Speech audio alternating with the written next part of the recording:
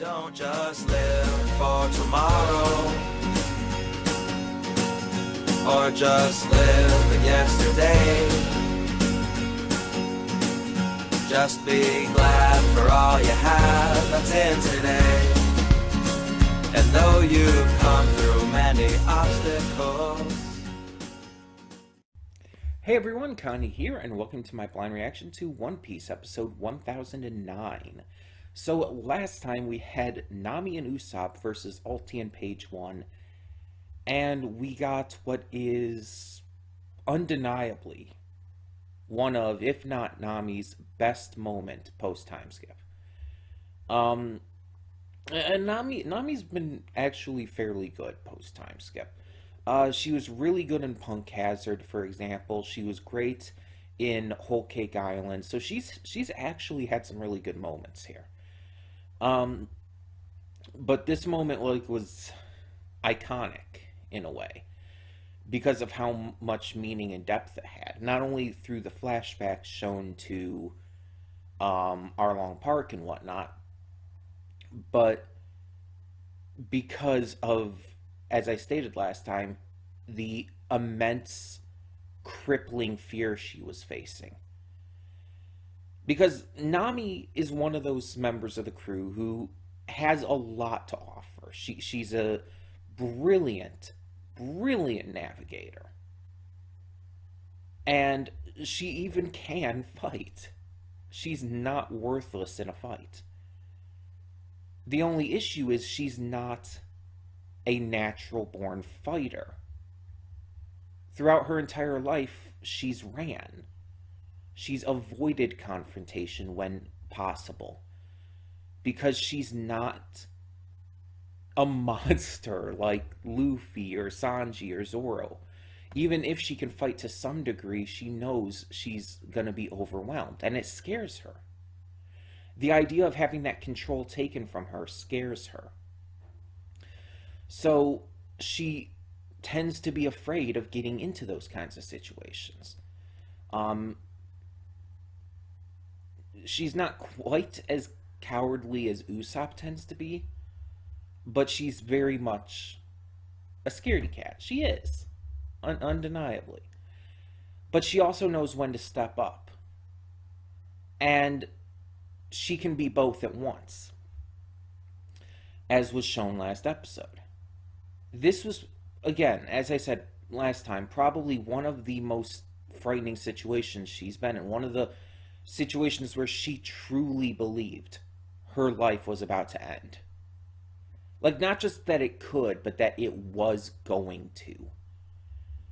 She was that scared that she believed she was done. She was in tears. She was freaking the hell out. It was just... It was a lot for her to handle. And despite this, and despite Ulti's prodding, she still proclaims that Luffy will be king of the pirates. Even though she knows it'll cause her death. Even though she knows that Ulti will not like that response. And that it would have been safer and smarter even to deny it. Even Usopp says that. Like, you don't have to mean it. Just lie to her. It'll help you. But Nami remembers everything that Luffy did for her. How he saved her life. And turned her around in so many ways. And she can't do it. She can't lie. She can't hold back, even despite her crippling, shattering fears. She still says it again. And it seems like she is probably about to die. Like, honestly, Ulti probably would have killed her there. I'm not even, like, kidding. Like, Ulti probably would have legitimately killed her there. We luckily have someone come in to save her. And Usopp, too, who's already been fucked up, but, you know, for some reason he can withstand a lot of violent pain. We've seen this in so many arcs of this series, like even pre-time skip with Alabasta and all. He's tough, a lot tougher than you would expect. um, he can withstand a shit ton of actual damage, but they have an unexpected savior, and that is someone who shouldn't be anywhere near Onigashima. And honestly, I'm really confused as to one, why and how she is, and two, like, who who was supposed to be watching her again? Because was it Tengu, or I don't remember if there was someone actually put in charge actively of watching her, like before they left or whatnot. But it's like it's been quite a long time since we've seen her. But even beyond that, it's like she just, I don't like that she's here. Because as I've stated a few times, quite a few times in the past, she's a precious being who needs to be protected. And it's like, she's one of those characters who has so much care and sympathy and empathy put into by Oda that if you see her in even the slightest hint of being in a dangerous situation, you kind of freak out. Because it's like, she's one of those characters who you, more than anyone, more than even a Straw Hat, you want to see be safe. Like, the Straw Hats, like, you trust they'll be safe. Even if they get into trouble, like, you trust they're gonna make it out. But characters like Otama are you just feel like so scared of anything that can happen to them. And it's like, so seeing Otama come in on Kamachio, it's like, yeah, they saved Nami. That's cool and all, but it's like, you really shouldn't be here, and I don't like that you're here. It's making me anxious as fuck. Granted, I don't think that Oda's gonna actually do much to her. Like, she might get injured and everything, like Momo was. But that'll probably be it. She won't, like, actually die. But still, it makes me super fucking anxious just seeing this little kid who we have this legitimate carnal desire to just protect. It just makes me super fucking anxious to see her, like, come into this excessively dangerous situation. It's just really fucking scary, you know? It's like she and Toko are the last two people we would ever want to be in this situation. And while it's cool seeing her again, because it has been a while since we've seen her, it's like I almost kind of would rather have her not appeared again yet. Just because, again, it's just making me super fucking anxious. Even if I know, like, nothing's gonna happen. At least nothing major. It's just, I'm just very not okay with her being here. But I'm definitely interested to see where Oda takes this, because it's like, why are you bringing her here? Why are you putting her in this situation, in this war? There's gotta be a reason other than just saving Nami and Usopp in this singular situation. Like, there's gotta be a better reason. Anyone could have come and saved Nami and Usopp in this situation. Oda could have easily made it so that any of the other Straw Hats could have done so. So why Otama? The only thing I can think of, and I believe I mentioned this last time as well, is her Devil Fruit ability. The fact that she can control Smile Fruit Eaters, which, as we've seen with Speed, could very much be useful here. It genuinely could. The only problem is it actively puts her in danger, which freaks me the hell out. And it's just like, I don't think that's a good trade-off. But I am very much excited to see what Oda ends up doing with her here. Like, how is he going to make this really work? I feel like we have to have at least some follow-up to that this episode, though. They can't just leave us hanging. Oda can't just leave us hanging like that. It just, that wouldn't be fair. That wouldn't be nice. That would just make me more anxious. Like, I know there's a shit ton of stuff going on, but it's like certain things it's like you can come back to 2 weeks in a row. But either way, we're just going to get this started and hope for the best. So, when the screen fades to black, pause this redirect and go to the description below. Follow the link to the reaction, and after you watch it, come back here to the redirect and resume play. Because after it fades to black and then fades back in, everything from that point forward will be my afterthoughts, and will contain spoilers to the episode. So, that being said, thank you so much for tuning in, and I will see you at the reaction. And we are back, and we'll begin with spoilers in 3, 2, 1, now. So, I don't know what the thumbnail is, because I actually haven't made it yet as of recording these afterthoughts. Usually I make it between recording the reaction and the afterthoughts, but I don't know what I'm going to use. So, I mean, obviously, by the time you guys are seeing this, you know what it is, but I don't know, because it's like this episode was phenomenal. This was honestly one of the best episodes of this entire section of Act 3, of the raid, basically. Not even kidding. It did so much great stuff, and we finally got the continuation of the Carrot part. She and Wanda go Sulong form to take on Parasparrow and help Marco out. We have more of Yamato versus Sasaki going into Frankie arriving and everything.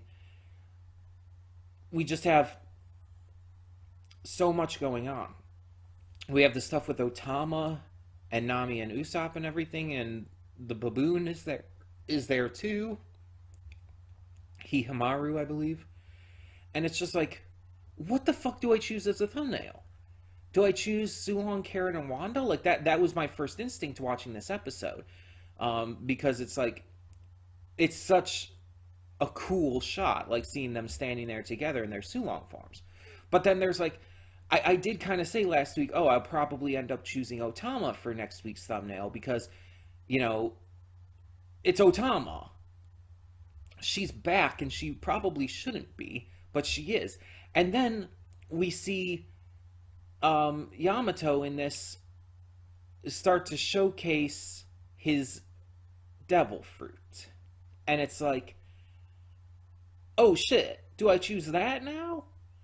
I think that's probably the least of the options, though, because we're going to see more of that in the future, and I think I can hold off for now. And so it's kind of between the other two, and I'm obviously, again, by the time you're seeing this, you know what I chose, but I'm very conflicted. Either way. Let's talk about that last one, though. Yamato shows a bit of his devil fruit here. And here's the thing. I knew he had a devil fruit. I don't know what it is, but I know he has a devil fruit. This is something I was spoiled on. It's just something that I basically heard about and everything. I don't know what his devil fruit actually is, but based off of the visuals we have here, it's definitely a Zoan type. We have active transformation, fangs growing in, and everything. It's definitely a Zoan type. It's hard to say what it is, though, because we don't actually get too much of it. We see some blue flames. Like, let me go back and look at that. Because it was happening kind of so fast and suddenly that it's like, I didn't really, like, get a real chance to, like, analyze what was happening at the time. But yeah, so here I'll mute this so I can like go through it. But the first thing we see Yamato starting to get angry. And then we see his teeth turn into like these really sharp fangs. And this actually explains something. I've seen fan art of Yamato with fangs, like even Oni like teeth, which I mean makes sense considering he is the Oni prince and all. Um, and I've always kind of wondered about that because it's like his teeth don't look like that. I thought it was just a stylistic, fun thing that artists did because of being the Oni prince and all that being his epitaph. Yeah. But no, apparently there's actually precedence for that in the series. Apparently, like that comes into play here, even though it's not quite the same. Like a lot of them have like the fangs that extend out of the mouth, coming out from the bottom, it's kind of like an orc, in that way, or like an Oni. But here it's like the top teeth of are the ones coming down over the lips and everything. But we see, yeah, the fangs come out. And then we see like these blue flames start to dance around him, along with this like swirl of smoke. And we don't really get to see anything after that because right at that moment Frankie busts through. But I mean, it's clearly a Zoan type, just based on the transformation in and of itself. Um, because there's only really two types that can transform a person. Paramecia doesn't really do that. Um, Zoan type transforms into some sort of animal or creature or whatnot, and Logia transforms into an element. And while there was fire there, these blue flames, it seemed more like it was being controlled by Yamato than actually like him turning into them. So I doubt it's a Logia thing. It again with the fangs with his teeth transforming into fangs, it really just does not seem like a Logia type. It seems like a Zoan type. So now the question is, what can we gather from this little bit of information? Now, I don't normally do this. You guys know that. I don't normally go into heavy like speculation and theory crafting. But for my boy Yamato, I will. um, so the blue flames and everything, I think, is the big key here, more than the fangs, because the fangs could mean anything. Let's be honest. The fangs are completely just irrelevant to forming any kind of theory. The blue flames, though, the way they're dancing around him and everything, it very much, there's a couple different mythical creatures in Japanese lore and Japanese legend that kind of makes me think of. The Kyubi is one big example. The nine-tailed fox. That would be one example, and I could see that. And there's a couple others too that I can't think of the names of right at this moment that have that kind of motif going about with them, having like the dancing flames and stuff. But fox spirits in a lot of Japanese lore and stuff usually are associated with dancing flames. So I'm wondering if that is going to be what it is. But I think there's also like other like canine type ones as well. Like I think there's a wolf kind of thing going on with that. Amaterasu, that's what it is. I was trying to think of the name in my head. Amaterasu. So that could be connected to it as well.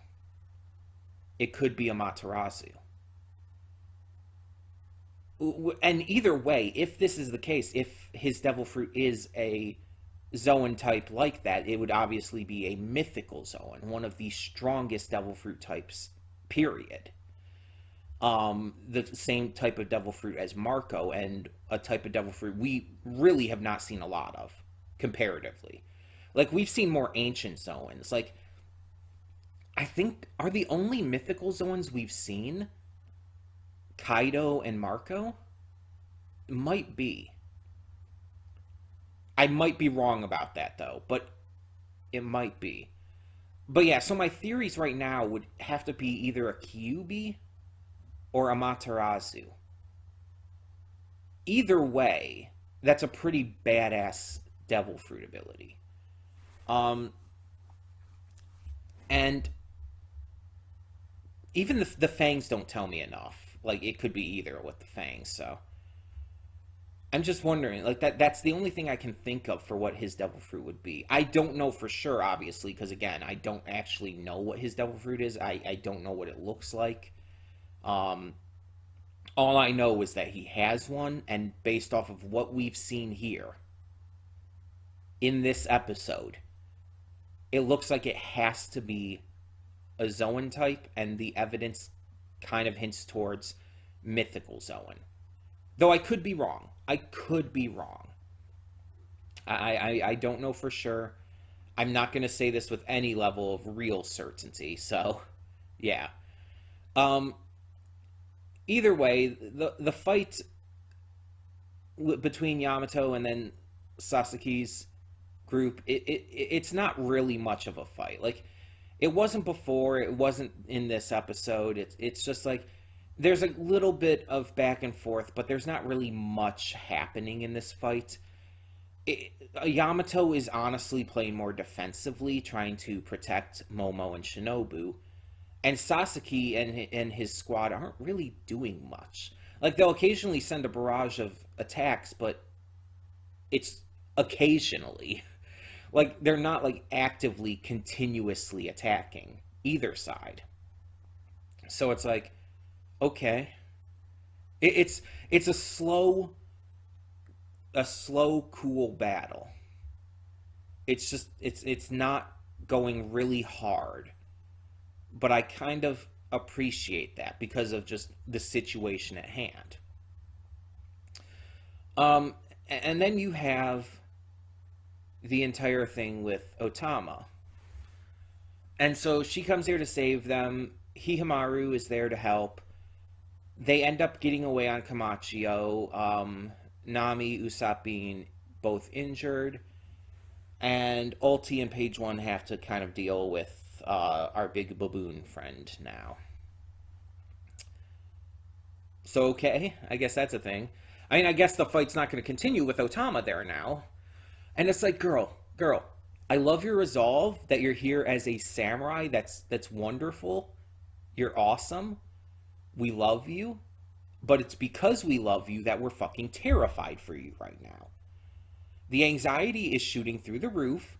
And it's like, I love your resolve, girl, but you should not be here by any means.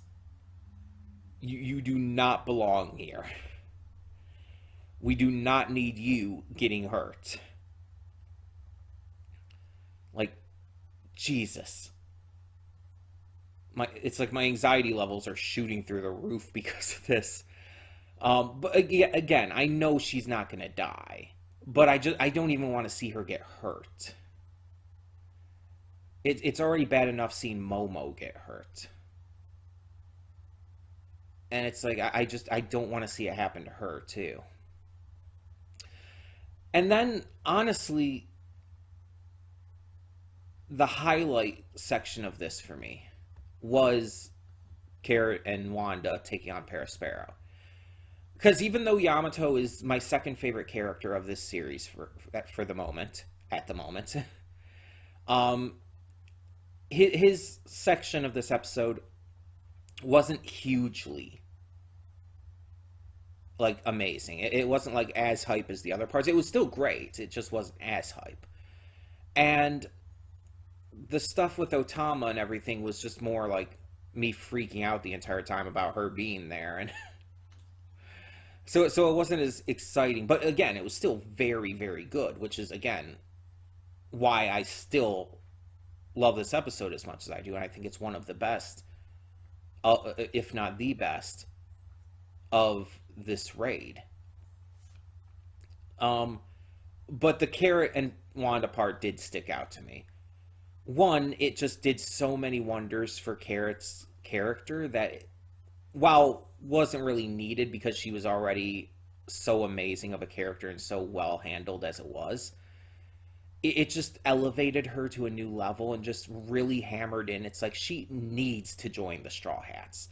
One, everybody wants it. Like, seriously.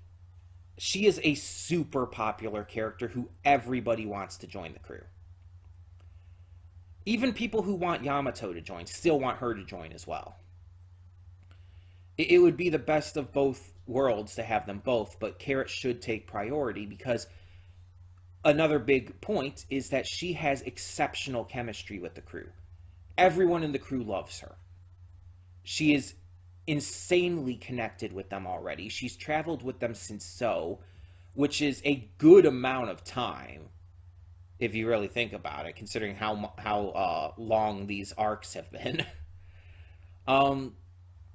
And honestly, with her skill set and her personality, she just fits in perfectly with the crew. She feels, honestly, already like a member of the crew. And I've said it before, and I'll say it again, it may be an unpopular opinion, but I think she actually fits with the crew more than Vivi did. And I think Vivi would have been great with the crew, but the thing is, Vivi was not a fighter. Like, she could fight, but she was not a fighter. Like, Nami is stronger than Vivi. Even back then, Nami was stronger than Vivi. Vivi only fought out of a necessity, and she was not good at it, let's be honest. She was kind of terrible at it. Because it wasn't natural to her. And you could possibly say, like, okay, but like Nami, she could have improved. And yeah, yes. But at the same time, it never felt right wanting Vivi to join completely. Like, of course, we still wanted her to join, but we also knew she had to be there for her kingdom. Like, so it made perfect sense that that's the reason she decided to stay. Like, is she still an invaluable ally to the crew? Yeah. And she can still be even considered an honorary Straw Hat. But she's not a full-fledged member of the crew, and it just honestly wouldn't feel right having her be one. I think we need a character who can fight more readily and more just reliably. And honestly, again, I just think Carrot has more chemistry with the crew than Vivi did. Vivi had, again, amazing chemistry with them. Again, everyone loved Vivi. Everyone in the crew loved her. They really connected with her. But again, the same thing can be said about Carrot. But the thing is, Carrot has had more time with the crew. Let's be fair here. Vivi was with the crew for a lot less time than Carrot has been.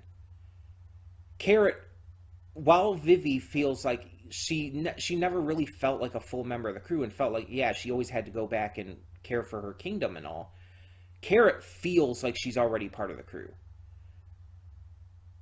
Like, I almost kind of want to say she is at this point. I've seen fan art of people already putting her in with crew pictures and everything, because she just already feels like she's already part of them. That's how well she is integrated into their dynamic. So it's like, we really do need her to join. And with this episode really hammering in her kind personality and her just really loyal motivations and everything, it's like, oh yeah, she would be phenomenal in the crew. Please do this, Oda. Please. Even if you want to bring in Yamato as well, I will fully accept. I will be, hell, ecstatic for both of them joining. But please, we need Carrot. But that being said, Carrot and Wanda going Sulong was something I was really excited for here. Because I've wanted to see Carrot go Sulong again. I mean, we've seen some other Sulong forms, and they've been great, but I've definitely wanted to see Carrot go Sulong again. And I've definitely wanted to see Wanda go Sulong. And so getting to see them both go Sulong here to take on Parasparrow is great. And just Wanda choosing to do so after seeing Carrot's resolve is awesome. It's beautiful. Like, she's trying to calm her down at first. It's like, no, we can't do this. And even Carrot acknowledges that. It's like, this could possibly hurt the plan if we do this. But then it's like, Carrot explains everything to Wanda and all, and she's like, basically like, I get it. let's do this, but let's make it quick. And it's like, okay, cool. And yeah, I'm kind of glad they didn't like put in too much time into the transformations this time. While I love seeing the transformations happen, and it would have been cool seeing Wanda transform more notably so, I don't think it was necessary. I don't think it would have been necessary, especially with the stated like basically time constraints they're under. It wouldn't have really made sense to like step back and show all of that. To just have it kind of happen in a blink makes more sense for the context of things too. Even if we know honestly it actually took a little more time to actually happen, still, by having it just blink into happening, it fits the context of the situation these two characters are in, and I think that works out really well. And seeing them like just leap at Perospero and slash at his face and everything is pretty satisfying, because it's like, yeah, I hate him too. Like, he's just fucking weird and creepy, and I don't like him. Like, even beyond all the Pedro stuff, it's like I just don't like him. Like, everything about him just freaks and weirds me out. So it's like it's really satisfying to see him get hurt. And we see them rescue Marco and everything, and the fight continues as we continue, I guess. This episode didn't really touch on the Ice Oni stuff. It didn't touch on Luffy. We got some of these side stories, I guess you could call them. And I like that. I like that we touched on this stuff more. And I think it was the right move, considering what last episode gave us and all. But yeah, I'm thinking I'm probably going to have to choose Carrot and Wanda as the thumbnail. Just because, as I said, that was my biggest hype moment of the episode. And honestly, it was just, even though Otama shouldn't be here and everything, it's like, I'll have opportunities to use her as a thumbnail. I don't know how long this Sulong thing with Carrot and Wanda is going to last. And again, the Yamato transformation thing, it's like that was the lesser of my choices anyways. I can handle not using that, because again, we'll see more of that in the future for sure.